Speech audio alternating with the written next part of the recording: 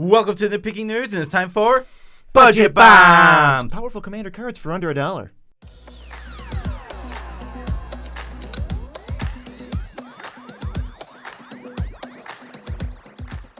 I'm your host, Joe Cherries. I'm your host, BZ, and that makes us the Nitpicking Nerds. We got videos for you every single day of all years, so just keep looking forward to that. Our Patreon is the best way to support the channel, and Hi There, which is the name of a person, is one of our patrons. Yes, we love our patrons as much as we can without making them uncomfortable. We have 3 affiliate links you can use to support this channel. You want to buy the magic cards you're going to buy anyway? TCG Player. You want to buy sleeves to put those cards in? Dragon Shield. Best sleeves in the multiverse, good sleeves. Best sleeves in the multiverse, good sleeves. I really hope that I was pointing to it, and I know down at the bottom here, IntoTheAM for our cool shirts that we wear every episode now. They just look too cool. They just look too cool to not save 10% with our link. And we're also sponsored by moxfield.com, the best deck building website with the least discernible ads that you will not expect. And happy birthday to everyone whose birthday is today. Yes, so, wow, that was pretty fast for us. So let's get right into this video. It's Budget Bombs. In sync, as always, in Nitpicking Nerds. We're talking about powerful commander cards for under $1, as BZ always says in the beginning. Yeah, we got 2 of each color today, so we're going to go through, and we're just going to tell you. Some of these are only good on budget. Some of these are good in any deck, so, and we're going to tell you when that applies, so you're not confused. You're not like, well, what about this one? Should I play this in my non-budget or budget deck? We'll tell you. Don't worry. We'll let you know, but if you're on a budget, which is the main focus of this, all these cards are pretty sweet. Yes, every one of these cards is good on a budget, and some of them, a lot of them, are good off budget. Yes, first one, Lale, Vlaakith's Champion for 40 cents. 2 and white for 3/3, and she's got choose a background, which is something, but it's if you would have put a +1/+1 counter or a loyalty counter on a planeswalker, you get 1 more than that. Yeah, this is a really common effect. We've seen it a lot. There's Pier, there's tons of little tiny versions of this. Hardened Scales is just for +1/+1 counters, and every single one of them is good and usually worth a decent chunk. Pier's $13, Hardened Scales $4. This is like 40 cents. Yeah, but Hardened Scales has also been printed like 5 times, and it's worth that much still. Every one of these effects is very, very good. Now, what I think keeps this price down is the fact that it's in white. But that doesn't change the fact of how good this is. If this applies to your deck, if you're playing counters, this is a strong effect that you just want. I don't know if anything's keeping this price down aside from the fact that it's 5 minutes old. I guess time will tell. Yeah, that's fair. We can move on because obviously all these counters cards that put an extra counter, they're all good. They really, really are. Don't sleep on any of them. Like, really surprised that you can get such an efficient card for so little, like when we're going to play Pier anyway. In any instance of 1 +1/+1 counter, it is the same as having a doubling season out. Yeah, most times you're going to put counters on things, it's in instances of 1. Put 1 counter on all your creatures. Creatures enter with additional counter. Put 1 counter here, but 1 counter here. It's usually 1. Yeah, and that makes Lale very strong. Next, a card that is very good off budget for sure, like 100%.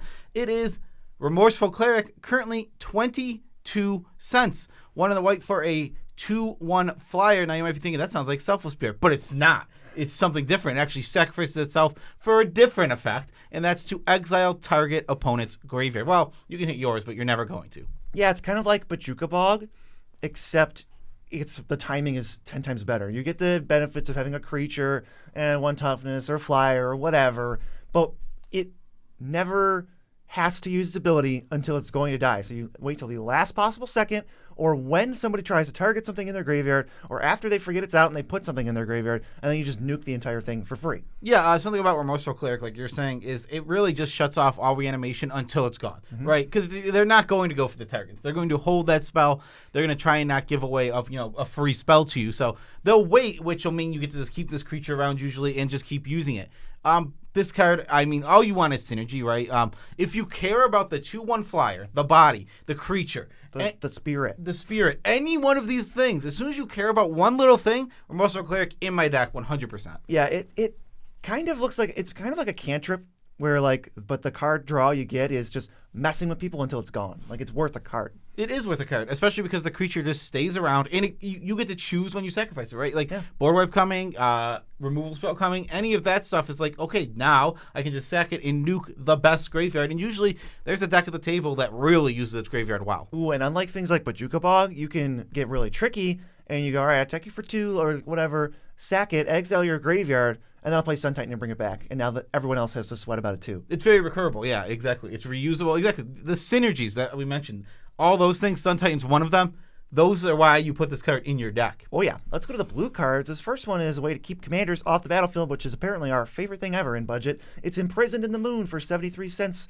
It's 2 and a blue, and you enchant a creature or land, I believe, and it turns into a moon. It doesn't do anything except for taps for colorless. Yeah, I don't know if it turns into a moon. No, it turns into a moon. I'm pretty sure you imprison it within the moon that already exists, but nonetheless, this card is still very, very strong. We've mentioned it before, turning permanents into, like, a commander specifically, into a land, into another permanent type that can't be removed from the battlefield is so strong. The Oubliettes of the world, the Song of the Dryads, all these cards are very, very good because they just make your commander inaccessible, thus shutting down a lot. And I mean a lot of game plans. I mean, the way I build decks, I love to go tons of synergy around my commander. That's what I build for. Most people do. Well, yeah, but so I go like I'm like an all-in kind of person. Like I have barely any backup plans. So sometimes my commander dies, like, well, whatever. What can I do about it? Then these specifically, if I can't get them back, they're just stuck on the battlefield. I can't even ramp until I can play it again. I just have to go. All right, really hope I draw removal for this. And if I'm in certain color combinations, I can't even do that. Yeah, this is just the blue version of that. I mean, we got, like you said, Oubliette, kind of transformation, Song of the Dryads, now Imprisoned in the Moon. I don't know if white and red really have ways to. White does. White has Darkstream Mutation. It's still like one of the worst. Yeah, that's like a worse version. It's like a worse version, but it's still a good version of the card. I mean, I don't think red can do it. I think it's the only one that can't really lock. Red can't do anything. Poor red. Let's go to Wonder. Have you ever wondered? It's 28 cents for 3 and a blue for a 2/2 with flying. Don't play that unless you can sacrifice it or something, because if it's in your graveyard and you have an island, all your creatures just have flying as just a static ability. So you really want to have like looting effects or mill or just maybe, I guess, ways to sacrifice it, because it could be like a 4-mana sorcery, but like you get an emblem with your creatures that fly. Anyway, if you're filling up your graveyard, you're a graveyard-based deck, and you don't have to cast this. You don't want to. If you have to sacrifice it in your graveyard, I don't think that's good either. Kind of a feel bad. It's 4 mana to give your creatures flying, which is whatever. But if you can get this in your graveyard any other way, it is a strong Magic card. It gives a ton of evasion. And now, mostly I'm going to play this on a budget. I can see non-budget decks playing this some of the time. It is a good combat meta card because all of your threats, no matter how stupid and big dummy that they are chump on the ground, they're not as easy to chump when they're flying. Yeah, this has done a ton of work for me, and I wasn't even going to put it on here, but Joe's like, you know what card's really annoying? Always Wonder. Yes, but it's another one, like just like Anger. I mean, they're part of the same cycle. It's hard to interact with. Yes, we have Graveyard Hate. We will have some cards to interact with graveyard, but if you don't draw your Graveyard Hate while this is in the graveyard, their creatures are just going to be flying over the whole time, and it's so frustrating and so hard to beat. And also it's like the cost of like, what did I do to give all my creatures flying? Nothing. I'm just playing the game. I'm drawing and discarding, or I'm milling, and I spent 0 mana, 0 effort on it. It's just something you have to deal with now. Yeah, exactly. All you have to do is have an island in play. Wow, I wonder if my blue deck will have an island in play. Right, it's like I played Undead Butler on turn 2 and then milled Wonder. That's what I did to get this effect. And that feels pretty good. Moving on to our black cards, we have a card I was surprised was under $1, like quite shocked, is Witch of the Moors. It's a 5-mana 4/4 with Death Touch. And at the beginning of your end step, if you gained life this turn, each opponent sacrifices a creature, and you return one from your graveyard to your hand. Currently, 82 cents. Kind of puts Shield Dread to shame in a life gain deck, right? You get the trigger at a time-sensitive, relevant spot right away at the end step. And then every time you do it, it's just a 4-for-1 every turn. Yeah, exactly. This card is really strong. Like you said, it is a 4-for-1 every single time. Obviously, what we're asking out of this card is you got to be playing life gain, and I don't think this is just a budget card. You can play this in any life gain deck. You need a lot. It's a lot of value. If you can consistently gain that white life every turn, this effect is incredible. It's super strong. Yeah, and the fact that you get it all at once, right away, most likely before opponents can respond meaningfully, that's what's going to keep it above Shield Dread, because I keep seeing the comparison. It's like not even close for me. If you have spot, I mean, obviously it dies to spot removal. Sure. Well, in an equal way to Shield Dread, I guess. Let's say. It gives a lot less time to respond than Shield Dread. Shield Dread gives you them time each turn. Like they have 3 turns before you get the whole value of a Shield Dread. This card, no, you just get the value on your end step if you get there, which most times when you play a creature, you get your end step with it. And it just has Death Touch, which is just a nice little cherry on top. Sometimes you just trade off on defense. Yeah, weird. I mean, it's not super relevant, but it definitely does have Death Touch. I'd rather it have Death Touch than not, I suppose. Thieving Amalgam is next. This is a 7-mana, 6/7 monkey mutant, whatever it's called, 47 cents. Every upkeep, you're going to manifest the top card of an opponent's library. So not yours, but on theirs, you're going to steal it. The top card is a 2/2. You can turn it face up if it's a creature for its mana cost. We don't really care. But when a creature you control but don't own dies, that player loses 2 and you gain 2. Yeah, I believe Thieving Amalgam is a snake ape. It might have another type in there. Snake ape mutant, maybe? Yeah, it might have another type. But Thieving Amalgam is just a good finisher for your budget decks. You're not going to play this outside of budget. I want to say that. No, yeah. This card falls off very hard when you have access to. There's a lot, and I mean a lot of great, like 6, 7, 8 mana things to be reanimating, putting into play that are just way better than Thieving Amalgam. We listed them in the video where we talked about Shieldred on Friday. So go check that out if you want to hear what we'd play over this. But when you're on a budget, 47 cents, this is good. This thing is annoying. I've played it. BZ's played it. It's an army in a can. It just comes down, and it's every single turn. And then if there's like 2 of them, it's like, oh my god. Now every single turn, like if you clone it, every single turn you get 2 manifested cards. And whenever one of them dies, you drain for 4 life. So 2 of them dying is 8 life. It's like, oh, come on. Yeah, it's a reanimation target that as soon as a few seconds have gone by, it's not by itself, so they can't just like 1-for-1 it and just take it out. And it can't just get swept up in a board wipe because you're going to gain 16 life and they're going to dish out 16 damage. Yeah, exactly. Thieving Amalgam, great reanimation target for your budget decks. Next is one of my favorite cards of all time, and it's actually a website called moxfieldcom, baby. Best deck building website on the entire internet. We use it for all of our decks. Go there, follow us. Check out all of our awesome decks. I just built actually 2 new decks in the past week. I now have Blanca, which you can see on screen probably because I'm probably showing you it. Blanca, which plays the worst Magic cards you've ever seen, and Will, which also plays the worst Magic cards you've ever seen. And they're not even good when you build around them. No, yeah, exactly. Will actually a bad deck. Blanca, a good deck with bad cards. Right, very, very important distinction. I would say Moxfield, even better deck building website than, let's say, like Home Depot or Lowe's. It's just not even close. Yeah, it's not even close because, okay, let's be honest. How many people need to build a physical deck? Not many. Not many. How many need to build a Magic deck? Hundreds. Thousands. Tens of thousands. Millions. Perhaps millions. Maybe even... A billion? Billions? Trillions, maybe. I would go with trillions. Trillions. So trillions of people need to build decks every single day, and moxfield.com is there for you. You're going to get much more value out of this than Lowe's. Sorry. It'll be a long time before you see a Lowe's sponsorship on here. Let's go to the next red card. Yeah, it's Volcanic Torrent. 4 in a red. It has Cascade, meaning that, you reveal until you get something smaller off your deck. Cast that, and then it deals damage equal to the number of spells you've cast this turn to each creature. And here's the key to this card that makes it good. You don't control. If you can reliably get this to 3, that's not hard. This card is incredible. It is not it's not just a normal board wipe that's dealing 3 to everything. It's doing it to not your creatures, which takes this from like meh to amazing. And on top of everything, it provides you with another spell to go with it every single time. Yeah, don't really look at it as a 5-mana spell because it's really 5 mana for 2 spells. It's this spell and then a random spell in your deck. So depending on what you think the mana value of this spell should be without Cascade, I'm not really sure what that would be, but I don't think it would be much less than 5 because the effect is pretty decent. You're always going to get 1 damage, and you can certainly build up to it. And it's a guarantee, too. This thing just does so much, and then I look at the price tag, and it's 9 cents. Yeah, it's this card is really, really good. I play it in a ton of different decks. I don't think it goes in every deck. Now, I definitely play this off budget 100%. The key to this card is you really, honestly, make sure you can play a spell or 2 before. Like, if you're a deck that's going to go single spell all the time, the average mana value of your deck's like 4, no, you're off this card.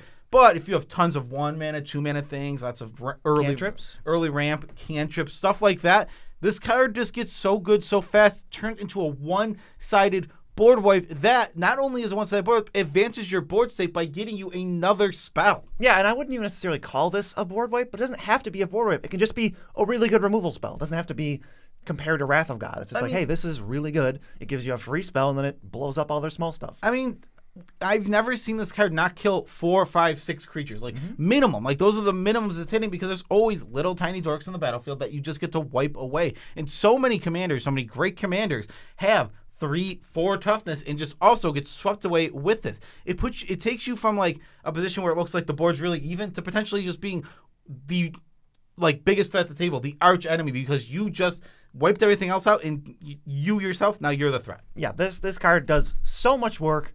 One of the biggest, like, power to price ratios, like the power to price differences. It's 9 cents. I think this card is absolutely under the radar. I don't know why people don't play it, or if people haven't tested it, or if people don't like it, whatever. I think it flies under the radar for sure. I think this is a card that way more people should be playing. I absolutely love Volcanic Torrent. When you have the right deck, it is chef's kiss. Blow them away. Let's go to Reckless Fireweaver. 55 cents for a 2-mana 1/3.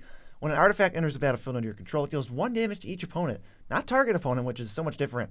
This kind of puts a little mini clock on the game for almost no money, almost no mana investment. It just goes, I'm just going to sit here, and then when you make Thopters or Servos or Mirrors or Artifact Lands, you just get to dish out 3 damage, 1 to each opponent. Yeah, this card's obviously very good. It's one of the, like, it's 2 mana, so it's the best version of this effect we've ever seen. We've only ever seen really one other version. This is the new one from Commander Legends, which is also a budget bomb. It's on screen now.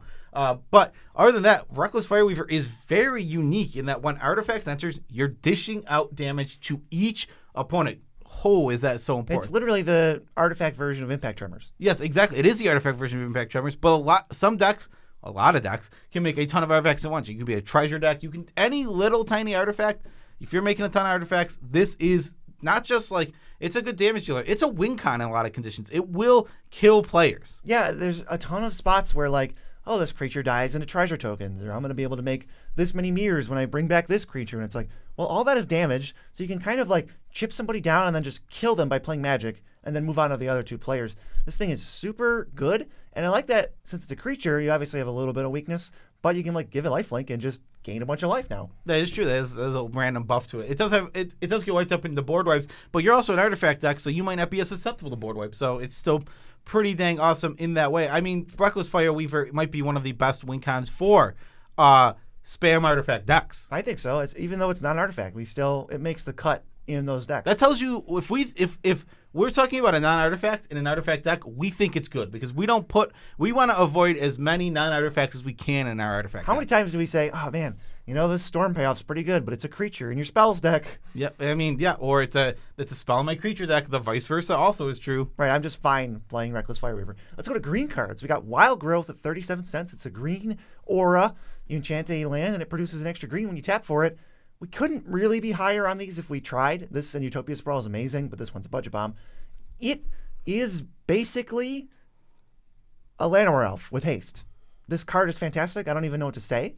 It's just so unbelievably good, and almost everyone should be playing it. Yeah, it is one of the best ramp spells in green. Like, and that's pretty strange to say, but it's just true. It literally just comes down and gets you the mana back right away. On turn 1, obviously, it's the same as a Mana Dork. It's going to be the exact same as a Mana Dork. You're going to play it, tap the land for it, put it on there. I think this is better than Utopia Sprawl. Utopia Sprawl, you need a high forest count in order to do it because you need forest. But this card obviously is just so good. It has flown under the radar for so long, and I think it's been caught on to. I don't think that this is hidden and people don't know about it, but it is a budget bomb. It's 37 cents, and you can play it in literally every one of your green decks, even your creature decks. It's that good. Yeah, if you're one of the people who doesn't play Mana Dorks because board wipes exist, which I would already argue is shaky, this is your get out of jail free card. It doesn't die to board wipes. It doesn't die to like anything.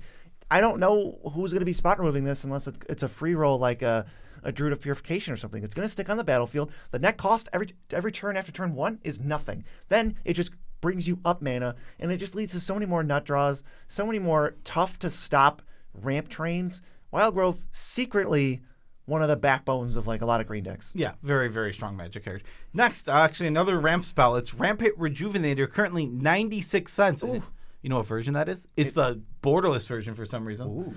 So you can get the borderless Rampant Rejuvenator for about 96 cents. This is it's a 4-mana 0/0, enters the battlefield with 2 counters on it, and when it dies, you search for basic lands equal to the number of counters on it, and they come into the battlefield untap. Anyway, to augment the counters, and this is going to get you a ton of extra lands onto the battlefield. If you can sacrifice it right away, I think this is an absolute staple of Henzi decks. It is ridiculous in that deck. It's 3 mana. Blitz it, it gets haste, swing for 2, they block or they don't block, doesn't matter. And then, you at your end step, sacrifice it, get 2 untapped lands in the play that you can just use if you have an instant. It's Draw like, a card. Draw a card. Draw a card too. Like, I don't know if you know this, but it's explosive vegetation that costs 3 mana and draws a card is really good. But let's look at explosive vegetation that costs 4 mana and puts them into play untapped. It's weird because this thing has a lot of potential to go absolutely nuts in the higher number of counters you put on it. But the floor is like, okay, well, you want to be able to sacrifice this. So you have a sack island in play, and you just play it and sack it. You pay 2 mana, and now you have 2 extra lands in play. The net cost was only 2. You got whatever effect you got when you sacrifice a creature. This is like the creature counters Skyshroud Claim. I think the key to this one is you want sack outlets in your deck. You don't. This thing can get stranded on a battlefield if you don't have sack outlets in your deck. I think another great deck for this. So I was mentioning Henzi, Mazarek. Mazarek would go absolutely nuts for this card. It is such a good Magic card in that deck. That's pretty strong. Let's go to the multicolored cards now. We got 5 more to get through. This one I had no idea was under $1. Because last I checked, it was like $6. It's Xenagos the Reveler at 88 cents. It's 2 green-red for a 3 loyalty guy. You pay 0 loyalty, you get a 2/2 with haste. You pay +1, you get a green/red mana for each creature you control. And then the -7 is who cares? Yeah, I don't care what it's all. You get a few things. Don't do it. No, you will do it because it's actually decent when you get there. I'd probably, if I'm that far in the game, I'd probably just rather +1. I mean, well, it's just like it's an overrun thing, right? So. No, it like searches for things off the top 7 of your deck. Okay, it sucks then. Yeah. Okay, yeah, don't do that. So Xenagos the Reveler is just a fine planeswalker. It produces creatures, makes tokens, and then it pays it off by just giving you a ton of mana. And like, it will make up its mana right away almost every single time, meaning it's just going to be like a mini ritual. And then after you play your mini ritual, you just have a planeswalker that hangs around and is annoying every turn and has to be attacked and died. Now, what's going to be good about this is, yeah, Planeswalker is the weakest type of commander. We know this, but you're going to be in a go-wide deck, meaning you'll have the most ways to block and protect this usually for Xenagos, meaning he'll survive more often, where most Planeswalkers in, like, random decks are going to die. Well, if I look at, like, Garruk Primal Hunter, you know, he can plus and make a beast, and it may already have a couple creatures, okay, well, maybe we'll see what happens, but Xenagos is like, he costs, like, -3 mana, because you're going to wait until you have a board, and then you're going to play him, and double your mana or whatever, and then every time they don't, like, you kind of get your value right away, and then every time they don't answer him, it just gets really backbreaking because you're going to get 6 mana, and then you're going to get like 9 mana, and it's just too much, and now you're accelerating ahead, and you don't even care that you have Xenagos, and they're going to still have to answer Xenagos, and it's just kind of this snowballing thing. Definitely for budget, I was very surprised this was a budget bomb, and I would be super happy to play it. Yeah, I didn't know it was a budget bomb either. Like, honestly, like, I had no clue Xenagos was 88 cents, and, well, I learned it yesterday. Yep. Next, we have Master Biomancer, currently 37 cents. It's a 2/4 for 2 Simic. It costs 2 and a Simic.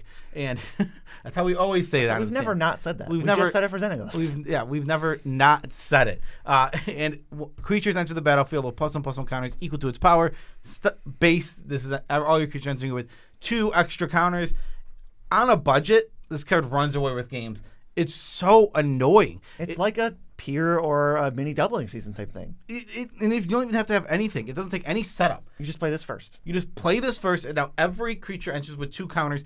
Obviously, you're going to have synergies with this. You're going to have counter synergies, meaning that you're going to be able to put counters on this, and your creature ends with more counters. It gets really silly really fast when this has 3 counters on it. All your creatures enter the battlefield with 5 counters. Your 1/1s or 6/6s.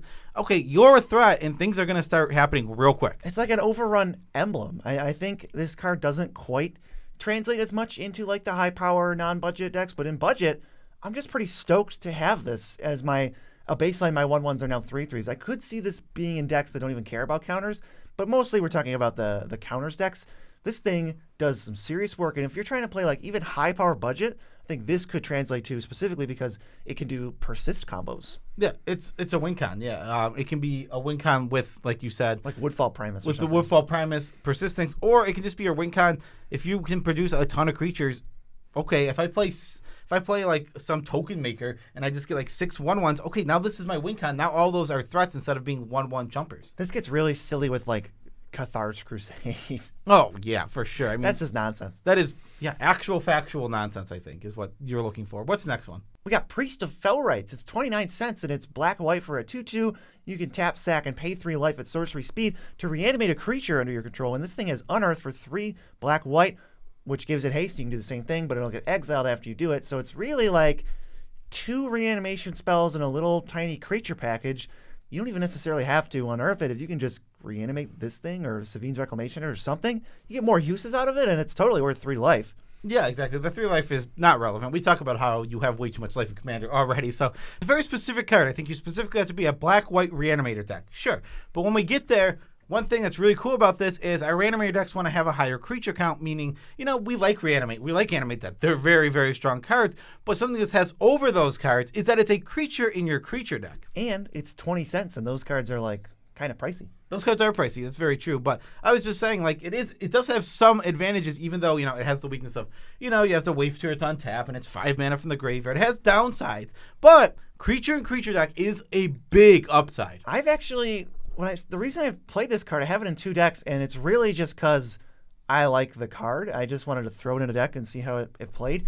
I have it in, like, Carador, and it does some decent work in that deck, especially because you're milling it, and it's kind of like you drew a card when you just mill this thing.